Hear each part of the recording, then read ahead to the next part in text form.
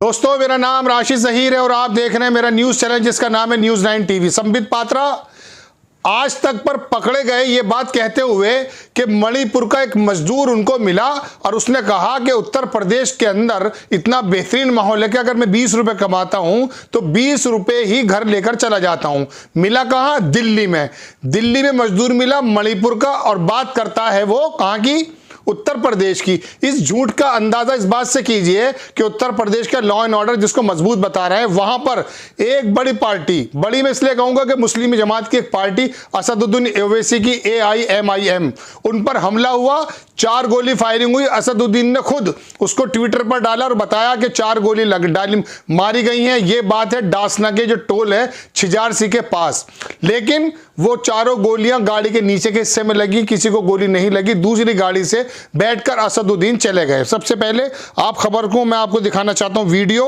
वो वीडियो देखें आप उस टोल की जहां पर असदुद्दीन के हमले पर, उसके काफिले पर हमला किया गया। 4 गोली मारी गई। पता चला 2 मोटरसाइकिल पे 3 या 4 लोग थे, गोली मारी गई। पहले वो सीन देखें कि उस जगह का स्थिति क्या है। देखें। मेरठ से है, मेरे साथ आए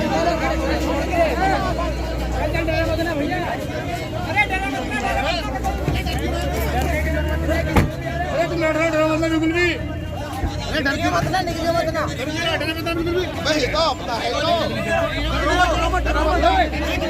ओवैसी साहब पर गोली चली है लखनऊ पे। हिंदुस्तान टाइम्स भी इसको छापता। वीडियो आपने देख ली कि 4 round of bullets were fired upon my vehicle near Chhijarsi toll plaza. 4 गोलियां छिजारसी के पास मारी गई। There was a total of 3-4 people and they ran away. 3 से 4 लोग थे और वो भाग गए। We are safe, tweet AIM chief Asaduddin. Asaduddin ने अपने ट्विटर हैंडल से भी इसको बताया।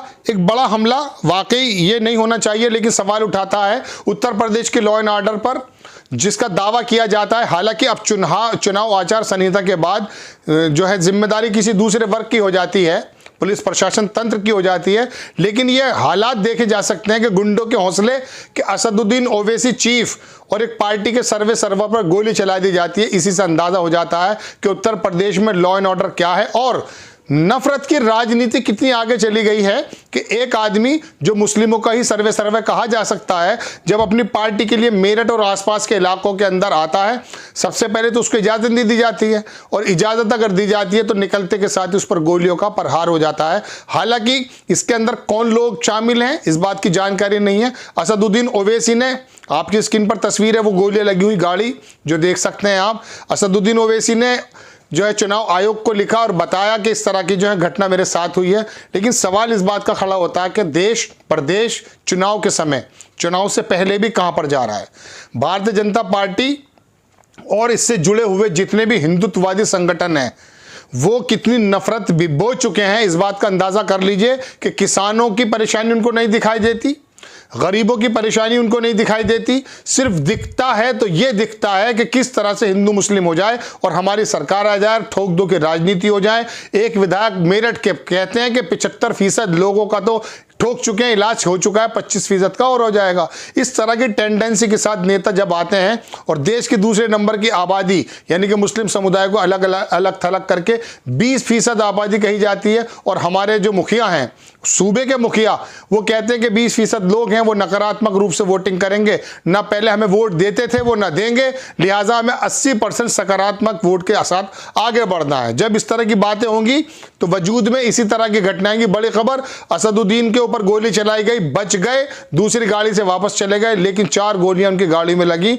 एक बड़ा सवाल शासन पर भी, प्रशासन पर भी, जिम्मेदार व्यक्तियों पर भी, और एक बड़ा सवाल यह भी कि क्या माहौल पैदा हो चुका है सत्ता के लोलुप में, सत्ता के लोभ में कितना आगे निकल चुके हैं। और इसके अलावा भी दूसरी बात मैं आपको बता दूं दर्शकों, इसमें कोई दो राय नहीं कि इस वक्त जो चुनाव है वो भारतीय जनता पार्टी और समाजवादी पार्टी के बीच में होता हुआ नजर आ रहा है।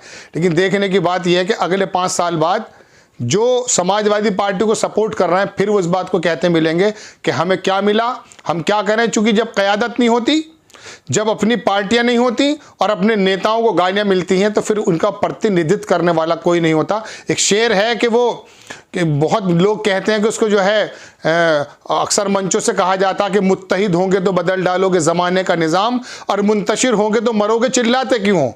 ये चिल्लाना दुकान से लेकर जगह जगह पिटने से लेकर इसीलिए होता है कि हमारी सियासी जो जमात है, सियासी जो क़यादत है वो हमारी पूरी नहीं हुई है। और कोई आवाज़ लगाता है तो उसको कह देते हैं कि भारतीय जनता पार्टी का एजेंट है। और फिर बाकी लोग किसके एजेंट हैं? कौन है बाकी लोग किसके एजेंट? और भारतीय जनता पार्टी के एजेंट होने से क्या हो जाता है? पहली बात, प्रूफ है। कोई प्रतिनिधि जब आपकी प्रतिनिधित्व करने की कोशिश करता है, सबसे पहले उसकी पर्सनैलिटी को दागदार करने वाला काम हमारे ही समाज से निकला हुआ इंसान होता है।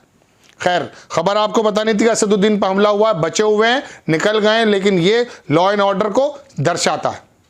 आपको खबर कैसी लगी अपनी राय कमेंट्स बॉक्स में जरूर दीजिए। चैनल को सब्सक्राइब कीजिए, शेयर कीजिए। नेक्स्ट टाइम किसी खबर के साथ आता हूं। जय हिंद।